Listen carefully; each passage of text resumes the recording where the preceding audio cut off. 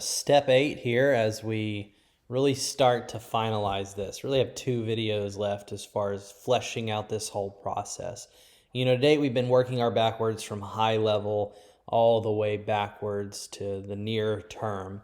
And what we're going to do now is make our weekly agenda list. And this is the tab, and this is what I currently have on it as a placeholder, and I'll walk you through different things to think about because you're going to customize this to you. But ultimately, you're going to do this weekly review every week. I like to do it on the same day every week, and for me, I like to do it on Friday so I can go into the weekend knowing that I'm not missing anything, because this weekly review is going to take a high-level look at everything that you've made so far. Make sure you're not missing anything that needs to be put more short-term. Whereas your goals and values focus on really 1 year plus, with your 10-year vision, your 1-year plan, and your core values, and then you have your hard drive and long-term are all 90 days plus. The weekly agenda is really focused on this week and the next 90 days. And last time we did the quarterly projects, which is what we want to accomplish in the next 90 days. And we put it on this weekly agenda. So far, this is all you have right here, would be the quarterly projects. So up here, we want to now flesh out, well, what do I want to do every week? Now, I like to review my goals and values once a week. It can be a little time consuming, and to be honest with you, there's weeks where it's like the thing that prevents me from wanting to do all of this. And if that's the case for you, you don't want anything on here that prevents you from doing this. But generally, I'll try to read all this as just a reminder for myself. Not necessary. What is necessary, in my opinion, is some of these other things. So the second thing I do is a calendar check. So I like to have things on the hard drive that are kind of a long-term reminder, but I use a calendar system on my phone and computer, that sync and all that these days, to track the daily type of events that I've committed to. And each week I like to look 1 to 4 weeks out. Certainly want to do a minimum of 1 week because I'm only doing this weekly review 1 week. I like to look 2 to 3 weeks out. And so I'm just going through my calendar and just showing my brain, okay, this is what's coming up in the next 2 to 3 weeks. I find it incredibly impactful for not forgetting things. And a lot of times I will see stuff on my calendar.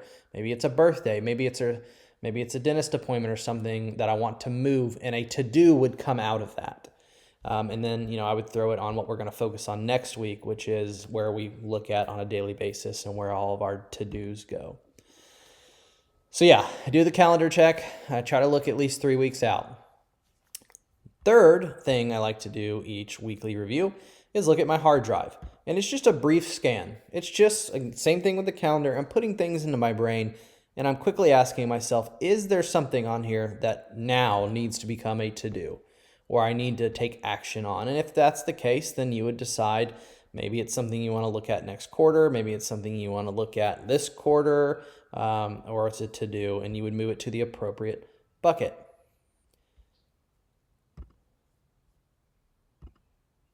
So after I look at the hard drive, I like to look at my quarterly goals and projects, whatever you're calling them. So the question I really like to ask myself is, am I on track or am I off track? And if I'm off track, why?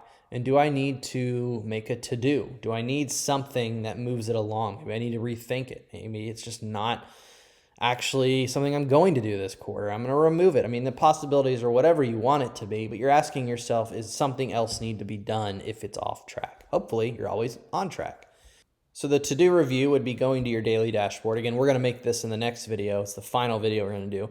But you have these other tasks here, and I have this so it's scrollable. You'll create a daily flow. But down here is really your to-dos and tasks. It's where you're putting the things that really need to get done this week. And so you may just want to quickly review it and see if any things were accomplished or need to be changed or going to remain, and they can just spark your brain. So I like to do that every week. The next thing is ITS, which is identify, think, and solve, and that would be just looking at your short term.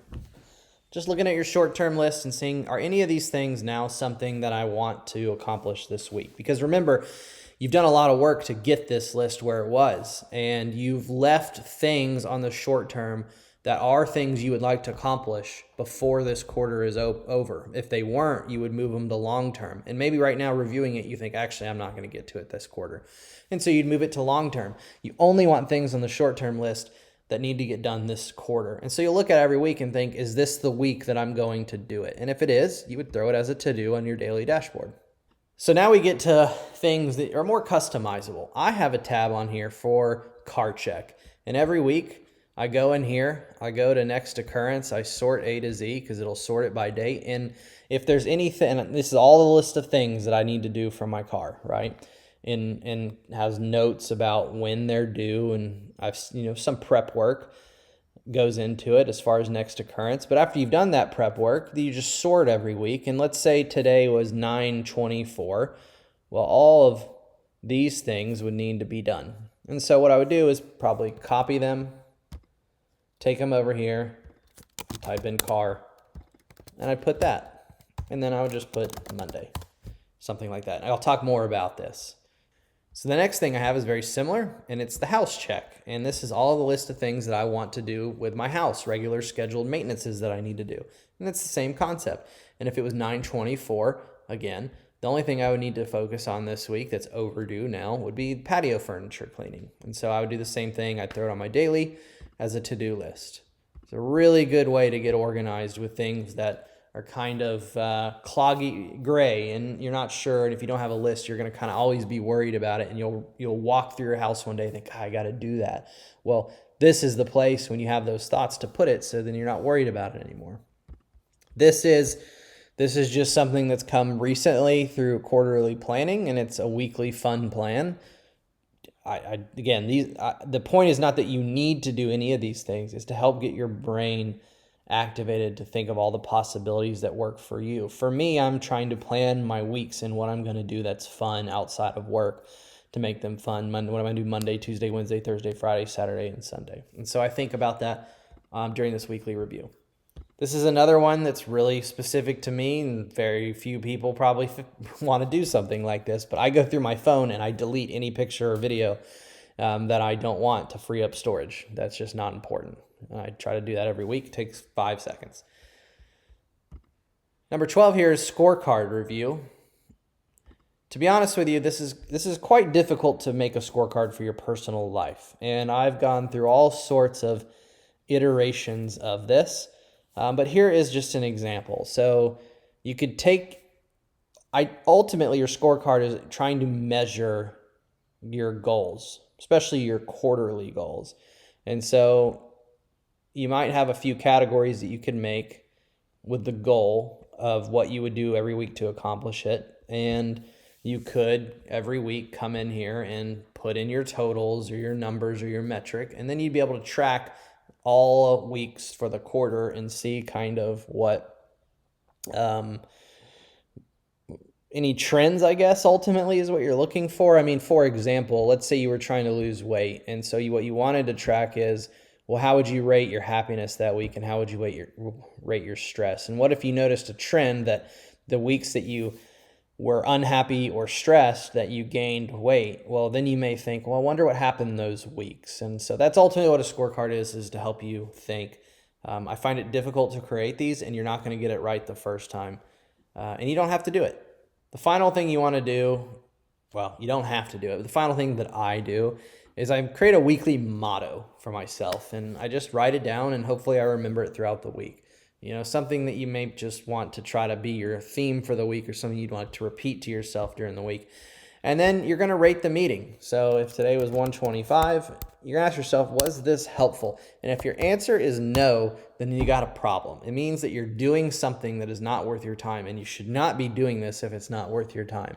So if you answer no, you should really think, well, why am I saying no, and what would turn it into a yes? Hopefully, it's always yes. So this is your weekly review. This is what you're trying to create, what you're going to look at every week. And if you go back high level, why are we doing this? Because we're trying to get everything out of your brain that you have to remember onto an external hard drive, which we call this. Right? We have something called the hard drive, but really all of this is an external hard drive, external brain.